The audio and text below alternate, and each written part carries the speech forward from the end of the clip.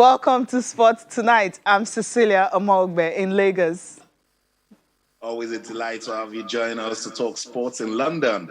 I'm Austin Okonakwan. What a colorful opening ceremony for the Paralympics games. And Cecilia, you know how I am with these guys. They give us the opportunity to feel the power of sports, you know. Most of them confined to wheelchairs, yet unstoppable. And when they compete at this level, it's just a strong message of assurance, of hope, of love that is sent out to the world.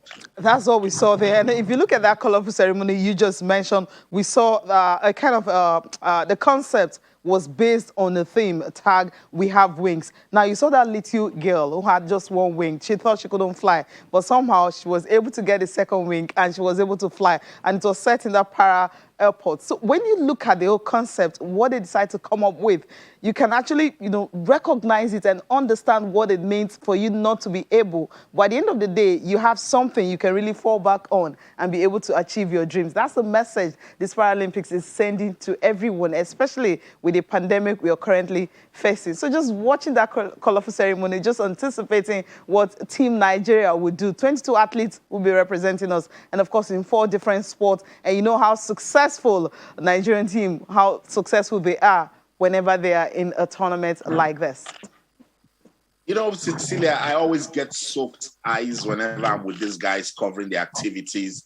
Sometimes you wonder whether they have challenges or limitations because sport is giving them the power to dream, to achieve their life goals. Absolutely. And with what you just saw with the concept from the opening ceremony, that right there is empowerment. And everyone think about it, telling them that they can fly, they can rule their worlds, And I just love it so much. And just in case our viewers don't know, when Nigeria goes to the main Olympics and don't do well, this is the competition that gives us some level of bragging rights. Yes. Because our Paralympians, they always deliver. They step up. They give us a good representation. They win medals, and I'm so rooting for them. But right here, Cecilia, it's not about winning. It's about inclusion. It's about believing in yourself and feeling the power of sports. That's what it's all about. And in the studio right here, there's Kinde Idris, who's going to join in the conversation talking about the Paralympics that just started today.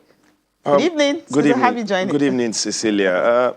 You guys are already getting me emotional. Although seeing the opening ceremony earlier, I always wait to see this whenever the Paralympics is about to start. Something different from what you usually see talking about the Olympics. And then this year, or will I say this particular time, is different. The first time we're having a different team and different logo for the Paralympics, different from what the Olympics is. And I think this is a sweet proper precedence where you don't hide it under the Olympics. These guys are unique, and you saw it right there when the special man was talking. He said the difference, he's their strength, he's our strength. When you talk about what different from you, that is the major place where we stand out and show you we are totally different, but in a special way. And it just goes on, and you just eat it right there. As Nigerians, whether it's sweet, whether it's high, whether it's nice at the Olympics, you guys just take a chill and wait for the Paralympics, because there will be joy almost every day for a Nigerian fan. Obviously, that's what it is. And the pictures you're seeing right here are thousands of fans who could not get into the opening ceremony. They had to stay outside to watch because there's pandemic and, of course, no spectators. Foreign spectators, we don't even allow to travel into Japan, restrictions and everything. And then the owners of the Olympics could not even get into the stadium to watch. That's why they had to stay outside, watching from a distance with their phones and just trying to take as much pictures as they can just to have a feel of what it's like. I just hope maybe in 2-3 years from now, when we are having major competitions like this, everyone, the host nation will have opportunity to really want to watch. Just look at them, hundreds of them just outside. Could feel it but they can't see so much. Exactly. It's the peculiarity of our time. Yeah. And we can only but just try to enjoy it the way we can. And it is said that the entire world should stand by, put their hands together, and applaud what Japan and the IOC are done at this time. It's the only country, the only place, talking about Tokyo now, and the only setup that was hosted in the time of the pandemic. And they've done a beautiful job. They've done a beautiful job. And, you know, the organizers actually said that about 3,400 members of team delegations were able to attend the opening ceremony, 800 games stakeholders and guests of honors, and of course 2,400 members of the media were the people that were allowed into the stadium, just because they need to follow the COVID-19 protocols, or the playbook. That's what it was called right here. Everyone needed to follow it, and of course because of that, fans were not even allowed to get into it. Now, Austin, let's take a look at Team Nigeria that will be taking part. Everyone has been asking the question, how many athletes are we presenting at this Paralympics? How many sports are we participating in? Who are the athletes? So opportunity for all of you to actually see these athletes.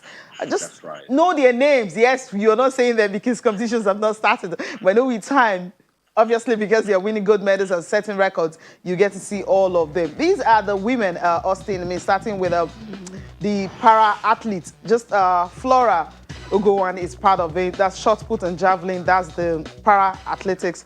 You have Eukaria Iyanzi. Loretta Onye is also part of that squad. Chitura Uwanzu also part of the squad. That's for the para-athletes. Now, for the men, it's just one. You have Galadima. That's the only person that is representing Nigeria in the men. That's in para-athletics. Now, let's go to powerlifting. Yes, this is where the power is when it comes to, you have a Latifa Tijani. These are the names you're used to. Lucy Ejike, she's won 4 gold medals. I mean, the last time she's one of the most successful record holder, really. Record holder and record breaker. Every time she steps on the mat, she just tries as much as possible to get something out. Mujinat Ibrahim is also part of the squad. Bose Omolayo is also there. Loving Obiji, of course, we all know her, what she can. You know, actually, Folashade is also part of the squad. Of course, Pauline Okpala, she's also part of that squad. For the men, you just have the 3 of them. Dauda Ibrahim is there. Yakubu Adeshokon, of course, we know what he can do. Innocent Nnamdi is another athlete we have to watch it for in the powerlifting. And then you go to rowing. We just have one athlete, Kingsley Ijoma. That's the person who will be representing Nigeria in single scores. And the para-table tennis, yes, we have a lot of them. For the men, you have Ogumbeade, Tanjudeen, Forinloye Victor, Kolesho, I mean, that's the name captain. We all know, the captain Special of the captain. team. Ogunkule Isari, you also have Olufemi Alabi. These are the athletes, and of course, just one woman in midst of them all. Obazwaye Faith, she's also competing in para-table tennis. So these are your athletes, Austin, that will be taking part at the Tokyo 2020 Paralympic Games. Remember in Brazil, you were there. I mean, how many medals we won? Like 12. 8 of them gold medals. So we should be expecting more from the 22 athletes. Of course. And these guys are pumped up. You know, I got a chance, you know, to speak to some of them before I left Lagos, particularly the powerlifting athletes and the para-table tennis athletes. I know most of the guys in the powerlifting. For instance, there's a legend in Yakubu Adeshokon. He's been there, done that with the sport, and I'm super confident that he can win gold at this Paralympics. Bose Omolayo, remember her 2 years ago at the World Championships, she got us talking. Folashade Oluwafemiayo also did the same thing when she lifted that phenomenal lift to break the world record and even our own record. Lucy Ejike, she's been to our studio. She keeps telling us that she was born to do this, that this sport has given her a new life, and I'm happy that she has a chance to go to the Olympics again, represent Nigeria, and we met her. So this is about 22 athletes and para-athletes representing the country. I'm totally confident that they will go out there, give us a good representation. But with these guys, I don't even emphasize winning all the time. The fact that they can pick themselves back up, you know, with their condition and then compete at the highest level, guys, they're already champions. They're already. They're already champions, really. You can imagine sometimes it gets so hard for you termed able. Yeah. It's so hard. It's so hard to get yourself back on track psychologically, physically, and then you look to your right or you look to your left, and you're saying you need to be around the stadium. I'm talking National Stadium or to Teslim see Balo. them. The way they are so energetic. I'm telling you, if you need an inspiration as a sportsman or woman to go on to the next level, just be around them, and then you'll see every day. You wake up. You wait and then you come in at 7 a.m. They're already there, ready, waiting for the gate to get open for them to start practicing. And I ask every day, what is it that pushes you? What is the motivation? And they don't even know. They just want to compete. It's just something inside of them. And if you want to, draw inspiration, it's just right there. And like Austin said, I think already, whether they get to wear a medal over their neck, for them to be here, they're already winners for us. The winners already for them being able to be here. So, Austin, quickly, let's move to basketball because we can spend an hour talking about the para athletes, right? Yeah. But anyway, there's so much to talk about on the program. Basketball will get us talking. The Afrobasket started today. And of course, defending champions already. Yeah. They're telling everyone they're here and they're here to retain their title. They're looking at the fact that they might just be, well, the second team after Angola, who won it from 1990 to 2000. And now they're about like consecutively 6 times. Tunisia now, the way they started simply shows that where they are on fire, winning their first game 82-46. But then Afrobasket is here. It is, yes, Cecilia. It's the 30th edition. Yeah. I said it before it started that Nigeria needs to prove a point. When you win it in 2015 and get silver in 2017, persons are already expecting that you up the game, that you do so well. So with what the North Africans are already showing, it's a testament of their basketball. So it's time for us to, come put our money, our mouth to our money. So all of the talks about we put together a string team, we didn't plan, we didn't this, it's gone now. Action time is here, and then tomorrow we're going to know. But Cecilia, you know the drill. You and I can't really talk about this. Of course. We will sit in the middle and ask questions. So let's go to Dallas in the United States of America. But Ubuntu, he loves basketball. Whenever I have a problem with basketball, I run to Buddy. So let's bring Buddy into the discussion now. Buddy, it's good to have you on Sports Tonight. It's always a pleasure to discuss basketball with you guys, man. Awesome. So let's get quickly into it. It's the 30th edition of the Afrobasket Championship. Look, before I saw the list for the D Tigers, I was confident that they can go to this competition and compete. With the list that you saw, what's exciting about this D Tigers team? Unfortunately, the only thing that excites me there will not excite the fans back home. The excitement I have with this team is that there are 4 players who play in Nigeria going with this team. That is it. As per the expectations, I can tell you for free that I expect nothing from this team. Mike Brown complained, and a lot of coaches across Africa complained that why put a tournament right immediately after the Olympics? It's an almost impossible situation. But here we are, they are there, and it just underlines everything we've been saying, what you just mentioned now. We can't keep giving excuses. If a nation like Tunisia can present a team that we are almost sure will win it, it means that we have to do our homework, we have to work well at home, so that we also have a team that we can present, that we compete favorably internationally. We can't keep saying, no, because we can't get certain players, we can't do well. I have said on another platform, but this is like Nigeria's third or fourth best team. That doesn't mean that they shouldn't be one of the best in the world. If you have enough resources, if you can put enough resources together to raise 4 or 5 teams, all these teams should be in a position to compete well. So having said that, I'm excited that the Afrobasket has started. It's a chance to watch basketball. But as far as Nigeria goes, the Tigers goes, let's just wait and see how far they can go. We'll wait to see how far they can go, but they first need to get out of that group C. Any threat in that group for the D Tigers? Right now, everything is a threat. That team, as they were now, they are put together 2-3 weeks ago. Apart from the 4 players that have featured for the Tigers before, at different times, these guys have been meeting themselves for the first time. My brother, basketball is a team game.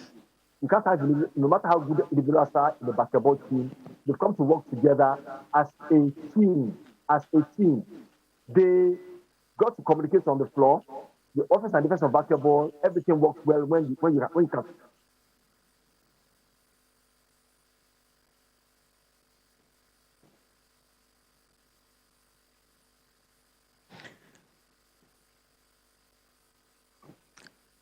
Okay, apparently we can't hear Bode. We've lost him right there. Yeah. We can't hear Yeah. much. Okay. Yeah, I think but we can't hear. We can't hear you. We're losing audio with Bode. Okay, yeah. Okay. We still can't hear you. Okay, but we need to go on a break right now. Everyone will come back. We should be able to get back to Bode Oguntoye. Stay with us.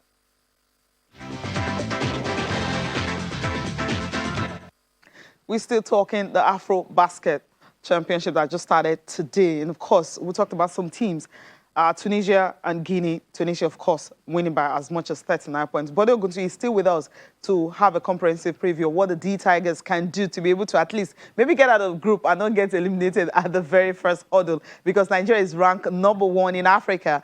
So you can't expect a country ranked #1 in Africa not to win any group stage at all. Austin asked you the question, Bode, about the fact that which of these teams will be a threat to the D Tigers, and you mentioned that all the teams. So what are the chances of Nigeria even getting out of that group and maybe getting to a semi-finals? Semi-final would be a long shot because, like I was explaining before, I was muted by my daughter. Basketball is a team game, right? And you know, a lot of the things in basketball depend on communication, defense, offense. They've got to communicate well to get the point. They've got to communicate well to get stops, to stop other teams from scoring. And because this team was put together barely 2-3 weeks ago, look. Once they don't have that mission as a team, getting anything will be tough. That's why Tunisia are favourite. That's why Egypt will have a shot. That's why they are goal as quick as they've been, and Kenya as rugged as they were. These are teams that have been together for a while, and so you give them a better chance to win. The odds are that if they manage to get a win in the first or second game, and they play well, the longer the tournament goes on, the better they will be. I'm hoping that they will communicate better, get 1 or 2 wins, and get out of that group. Once they do that, confidence will grow. They'll gel more as a team, and then we can start hoping. Yeah, interesting. But that's going to happen first. Yeah, but the coach talked about the fact that they have to be banking on offensive prowess, and also the fact that they need to shoot the ball well and be able to beat any team. Yep. I mean, Yep. If they're able to do that, it simply means they can. If they're able to do that, can they? What the coach has done. sorry.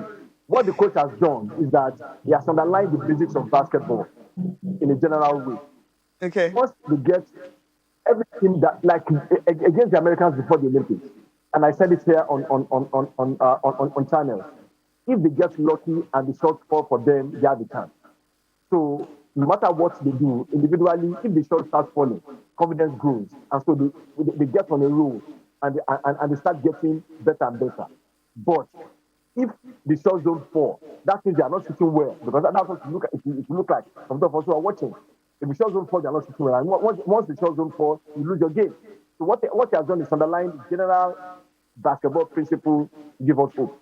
But it still comes down to them being able to function like a team. Of course, if they shoot well and the points start piling, definitely they will get this, and definitely they have a chance. But that has got to happen. You have to wait and see if that will happen.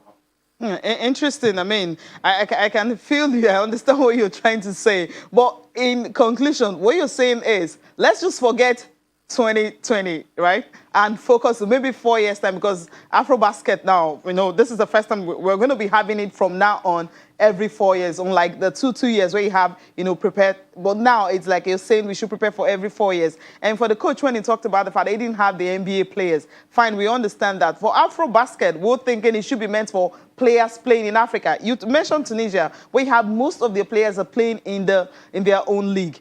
We've talked about Mali, we've talked about Cameroon, countries like Kenya having the bulk of their team at home because they have a functioning basketball league, elite basketball league. So it's easier for them to quickly pick a team. For the coach to actually kick against, let's not play it now, because the American basketball and Euro basketball have decided to postpone theirs to next year. Will it be a disservice, to players playing in Africa if we have to align with what is obtainable in America and also in Europe? It will be. That's why I like what the coach said in an interview he had with the press a few days ago. That, hey, the guys that have come in from Nigeria, they are not used to the fast system that he wants the team to play. And so he's saying that he will come to Nigeria at a certain point, take a look at the players, and then try to infuse in them what he wants them to do. And I like that 4-year plan. In 4 years, if and when our league starts functioning normally and it keeps rolling every year, if we keep the services of the coach and he can come in here and see the players, he can start the groundwork that can get us open in 4 years, that have a team, whether home-based or abroad-based, that can go to tournaments like this and do well. So I like that part that you put that so these guys are not up to what I want, but I'm coming over to your side to see what I can do to help them get to the stage where I want them to be. That's for me, that is the bright spark in all of this. Nigeria will play in Group C at this year's Afrobasket Championship. So tomorrow they will take on Mali. Cecilia has told us how decent that team is. So let's see confirmation of that before I get to Body. So, but they just hold on. Nigeria will take on Mali. Other teams in that group, we have Kenya and Ivory Coast. So that's a confirmation of the Group C. So Nigeria will go against Mali. Cote d'Ivoire will take on Kenya. Don't forget, Kenya, they've got a female basketball coach in Liz Mills. We'll try to also get her on this show to speak to us as regards our team. But let's listen to Coach Mark Brown. He's not totally pleased that the NBA players are not part of his team. So let's listen to him. And then when we come back, but they will react to whatever he said. It's going okay. The guys, the new guys that met us here, they're really far behind in what we're trying to do. And so it's slowing us down a little bit. Just a bad time for FIBA to have the tournament. FIBA decides to have the Asia Games and Africa Games the same time as the Olympics. And NBA guys can't play in both. That's a rule. And then it's a long summer for the guys. You guys come to camp June 20th, go through the Olympic process. Then I'm asking them to come to camp here. It's a long, long summer. It's a long summer for coaches. And then on top of that, the camp right now is at the same time that a lot of training camps happening. So a lot of guys wanted to play, but because the guys are with their training camps with the teams that pay them money for their families and for their livelihood, they can't leave the team. So we had a lot of people that wanted to play, but because training camps start and FIBA decide to have the Africa Games and the Asian Games right now, but they let the America Games happen next summer and the Euro Games happen next summer. It makes it tough on us to be prepared for a competition like this. All of the competition should have happened next summer. So that's it. The Tigers coach Mike Brown saying he would definitely miss the NBA players, and he gave valid reasons why they cannot be around. But let me bring you into the conversation now. I agree with everything the coach said, and it is understandable. But how much of a reality check is this for Nigeria to start building basketball talent back home? Like I said in my reaction to Cecilia, it means that we need to actually start looking at it more seriously. If whether they'll be good enough to play when the NBA players are around or not, let them be at a position where they can compete. But also don't forget that there's also the Ball Africa League that it's paying out a lot of money. It's a huge deal of the players making decent living, and it's another way to showcase what they have. So, and for them to compete well even at that level, they've got to play well at the level where we are at home. And it's not the way we're losing. Okay. Yeah. That they didn't do that well. And so, yes, we want the NBBF to really get working now. Now that they have announced that the league will start September 7th, we also know that, hey, hopefully that will be a continuum. It's not just happen this year, and the next year we have another crisis. So whatever they do this year, as brief as it may be, there should be a plan to start a comprehensive league from next year, both to prepare for Ball Africa and the 2025 FIBA Africa. And yes, what my Brown said is unfair. Why allow Europe and the Americas to have their own continental championship next year, while pushing Africa and Asia to stay there just after the Olympics. I mean, and that's something that Team Africa should have objected to strongly, but here we are. It has happened, and we should have been prepared to start an excuse. No, but then before I let you go, give me a quick prediction: Nigeria, Mali, and don't be political with me. No. See, look, that is the test. I think that Nigeria have enough to win by slim margin, but that is the test for them. Mali and Cote d'Ivoire will be the top teams. The Kenyans, there's a bit of bad blood. Let me warn you now. If you get Coach Leagues on this program, he has always been insistent that Nigeria is cheating when it comes to, because hey, you can't just bring the best players from them and be beating the rest of us. Bring your homegrown players, let's see. So it should be something at the base, knowing that this team is not as good as the one that went to the Olympics, and she will think about to have a chance. So Ivory Coast, Mali will be the test, but I think the Tigers can win against Mali. My slim margin, I think they're comfortable as it used to be. Don't worry about the first two quarters. The third quarter, if you focus, third and fourth quarter, you focus on. Even if you start in the fourth quarter, don't worry about it. Third quarter is to break open. And I think if we get the win against Mali, they win the next two games, and then it gets very, very difficult. We must say thank you so much, Bode Oguntoyi, for your time on the show tonight. Please stay close. We'll always run to you from now till the Afrobasket ends. Thank you so much. So that's it. Basketball enthusiast, analyst, pundit, experts.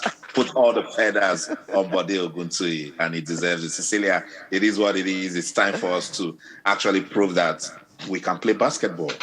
Yeah, it's time for us. I mean, every coach is complaining, everyone's complaining about the fact that why do we have to play at this particular time? I think it's a message to Africa and Asia. Look, develop your players. If you have your league well developed, because you don't expect the NBA players, as Coach Mike Brown said, which is true. Okay, they don't play back-to-back, international games. That's a rule. Now, if you have your own league that is functioning, you don't need to run to them all the time. Exactly. When the World Championships is on, when you have the Olympics, yes, because that's internationally. But this is your region, this is your continental championships, whereby your homegrown talent should be the focus and also help them to grow. Now it's going to be every 4 years. I don't know what we're going to do in the next 3 years for us to have like team A, B, C, or D. We can actually have that. You watch Americas, the basketball, in the Americas, you don't see NBA players there. You don't. You don't see them. So why do we now say, because we don't have the NBA players, we are shaky. We are like, hey, what can we do? We can't even win. I mean, everyone the competition looks like it's not playable.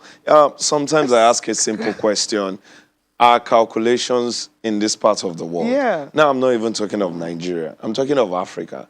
Look at, yes, whether we're talking of building and all of that, but the Afrobasket in itself, the Olympics just ended when? And then the Afrobasket had to be here. Yeah.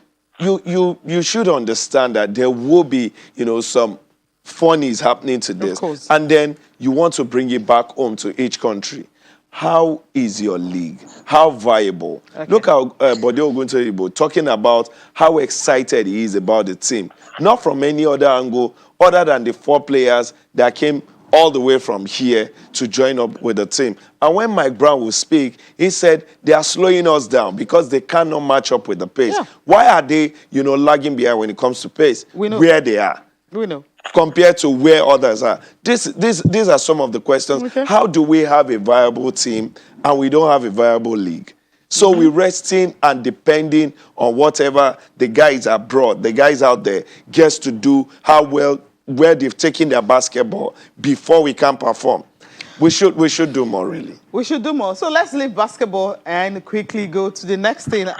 Track and field athletics is going to get us talking because of what happened in Nairobi, Kenya, where you have Nigeria finishing 3rd at the World Athletics Under-20 Championship. Of course, they had a heroic welcome, today in Abuja, where the sports minister, the AFM president, and some other dignitaries had to welcome this crop of athletes who represent Nigeria so well. They came back home with 7 medals, and out of that 7, we have 4 of them gold. And if you take a look at the athletes, I mean, you have one athlete winning gold, 3 gold medals, 3, which is huge. I mean, Imam Bong said, we don't know how to sing the praises because she's done so much. Favour Philly also came home with three medals, but not all of them gold. Yeah. Bronze, two bronze medal, of course, one gold medal. So, which is a huge one for these athletes. The mixed relay, the 4x400 meters women, and of course, you have Imabong herself winning gold medal in the 400 meters. Yes, they were expected. Yes, we expected this to happen. But then at the end of the day, they did us proud winning that 7 medal. Let's just take a listen to the sports minister, Sunday Dare, talking about the future of these athletes. And then after that, we'll have Deji Ogeyimbo joining us to talk more about this. They have not only made a statement of intent, but they have made it emphatically. Like I said, we've been rebuilding a new generation of athletes. These young ones are brilliant stars, and the country will embrace them, will support them, will nurture them, and prepare to unleash them on the world come France 2024. But also several other championships that will come. We saw yesterday Mr. President congratulate them heartily, thanking them for the feat they've achieved. Third, at the championships amongst 116 countries. And when you look at the history of this championship, for the first time in 13 years, we attained this feat. But also the Usain Bolts of this world and so many other athletes that have gone on to conquer the athletics world. It was at the Under-20 World Athletics Championship that they emerged. So from these young ones, we're going to keep them together. We see the future, a new trajectory for athletics in our country. We will nurture them, and the future is bright for athletics in our country. We have announced cash awards. Some will get their cash directly. Others will be converted into a grant.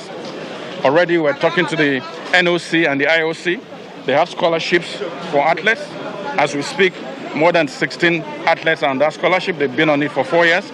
Some of these ones will graduate into that scholarship stream.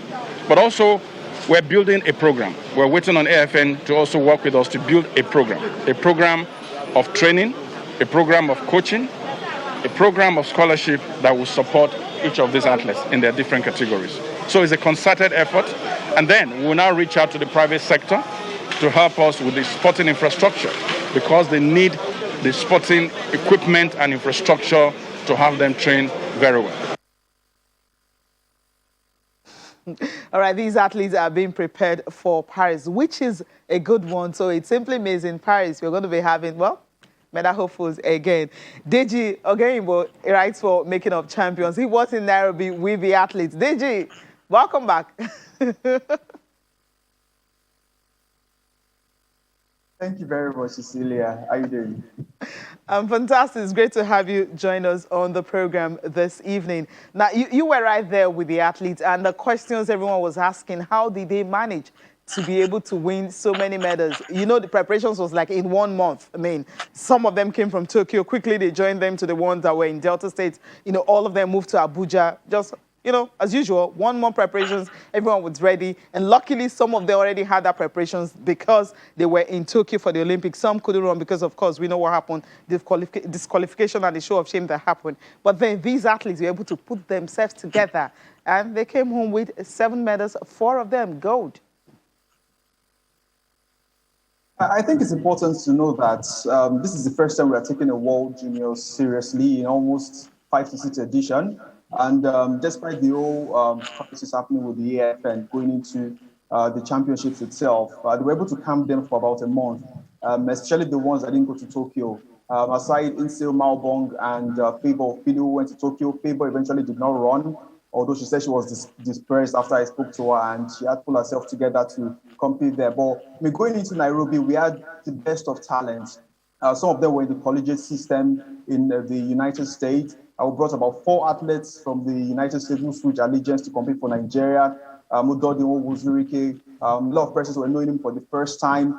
His dad came in to Nairobi himself too again, and I mean, he just got scholarship into Stanford University. But I mean, he's someone that has been going through the ranks in high school, and he's been monitoring the situation Bottom line is Nigerian. And the ones that were based locally, after the whole under-20 trials in Asaba, they had some trials within themselves. So they were ready, they were really prepared going into the championship. So, I mean, you find a situation where before the championship itself, in the men's 100 meters, we were number 1 and 2 in Gotsen Brume and Favor Ashe.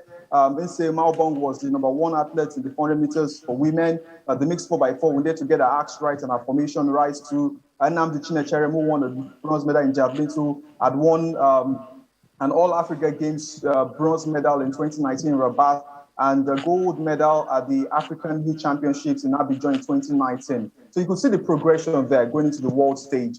But you could also add that the fact that United States, Great Britain, Australia did not come kind of made our job a bit easy. You probably see the talents there. You could beat your chest and say, even if the Americans were there, Inse would have still gotten a medal. Philippi just came short based on the Namibians beating her to it. The old DSD athletes in Christine Mboma and Beatrice Maselingi. But in other championships, a 22-2-3 would have won you a gold medal in the 200 meters. Same thing with Uzurike. We all talk about the great Michael Norman, for example, now who is doing great things for America. About 3 years ago in Poland, he set the championship record of 20.17 to win the 200 meters. And now Dodgy is running a 20.13, although it's wind aided. But in the final itself, he did 20.23. Going into Stanford, nobody in the history of Stanford has run that time. So the potential was there. We delivered on the big stage, and hopefully we can nurture them. And talking about nurturing them, the beauty about it is that we're not doing it in Nigeria now. Most of them are going to the States. Right there at the championships, Godson got confirmed to join Louisiana State University. Favor Philly is currently there. Now the Chinemere is going to join Baylor University. Same thing as Inse Omawabong. Those are the universities that nurtured the likes of Michael Johnson. Deji, I'm just going to come in. Just hold your thoughts. I love the fact that you're breaking down the opportunities that are available for these young stars. We'll go on a quick break. When we come back, what happens to Team Nigeria in the 4x100 men's relay? Deji will tell us, so don't go anywhere. Stay.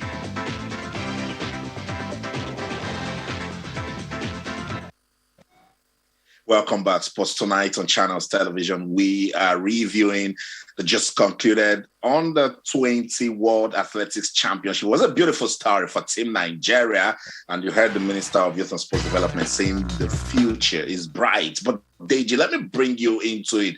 How bright is this future of athletics in Nigeria? Let's correct some of the errors that we saw at the championships. For instance, we had hopes in the men's 4x100 meters relay. What happened? You were right there. I tell you what, we were the favorites. I was optimistic a day before. We ran the heats. Godson Brume, who was the top-ranked 100-meter runner. Unfortunately, he couldn't medal in the final. Finished 8th. Couldn't talk to the press afterwards. But investigation found out that I was nursing a hamstring injury. So I was surprised to see him in the heats the day before. But he said he needed to pull through since Dodo Uzurike was running the men's 200-meter final that same day. So he couldn't run the heats for Team Nigeria. So to make sure they qualify ahead of the final the following day. So you had the situation where Nigeria went with 6 4x100 meters men team.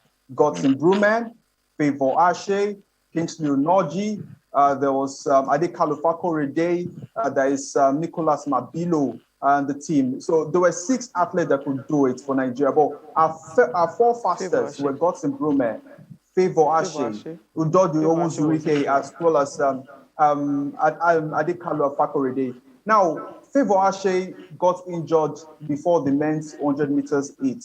He couldn't make it into the semi, so Favor was ruled out.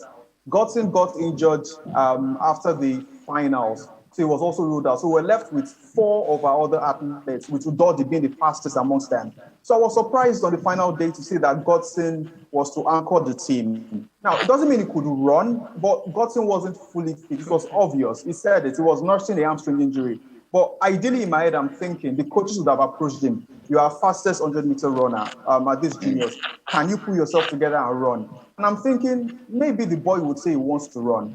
He wouldn't want to disappoint the coaches of Nigeria. But I mean, at that point, they should be able to evaluate and know psychologically this boy isn't ready to run and is not fit. So they should make the decision for him. And we saw it there. Fine, it wasn't about running. It was about the poor batting action between himself as well as Udod, who ran the third leg. So psychologically, he wasn't ready to do that race. And it was a gold medal that was down the drain because we had the best split from the heat, aside Gosson in the heat.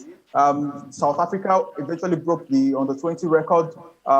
Jamaica finished third. And if you look at the race itself, the stadium where it was confirmed. Basically, we need to just change that button. And I mean, I was just down the mix zone and I was looking at people saying, "Oh, Team Nigeria has won this. Team Nigeria has won this." Until that exchange zone, and we saw that we missed it. So it was really painful to see eventually that a potential gold or silver medal went down the drain. But these are lessons that we need to learn, especially from the coaching aspect of it.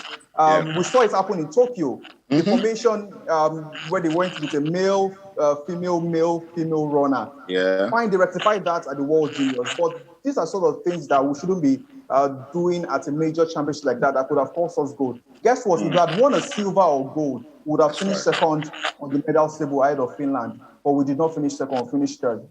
I know. So we're beginning to see it now. Ishekiri suffered a hamstring in the semi-final. We had hopes for Enoch Adegoke, another hamstring problem. We're seeing the same now with Godson. So now you were there. Is this a coaching issue or just someone just calling the wrong shots? Well, you're digging a tunnel that eventually will still pop up. I spoke to some of the athletes behind the scenes. And truth be told, they didn't get the best of treatment. And it's not entirely their fault. And it's not entirely their fault in the sense that they got into Nairobi about 2 days before the championships. Their physiotherapist was meant to come through with them. I think we had some visa issues to a game. So from camping in Asaba to Abuja, from Abuja flying to Nairobi, it wasn't a good and seamless process for them. So you found a situation where the ones that came from the United States didn't have this sort of issues, but the ones that were coming from Nigeria had this issue. So sports or track and field has evolved to the point that it's scientific, and you need to get the best of. Hard for us to actually hear Deji right now. I think we have to bring Deji back on the program. They are mentally, physically too. Okay. Yeah. Hello. Yeah. Okay. Is it back? Okay. Deji, if you can wrap it up in 10 seconds because we need to close now. Okay, I mean, but bottom line is that we need to invest a lot in sports science in Nigeria to groom the best of coaches here, because you mentioned it, Austin, Isherishi Shekiri, Enoch Adegoke, Favor Ashe, Gottin Brume, they are home-based athletes and they are getting injured at a major championship. Something is wrong. Something definitely wrong. Thank you so much. Yeah. Yeah, I think that's where we have to leave it because the director is actually chasing me out of the studio right now.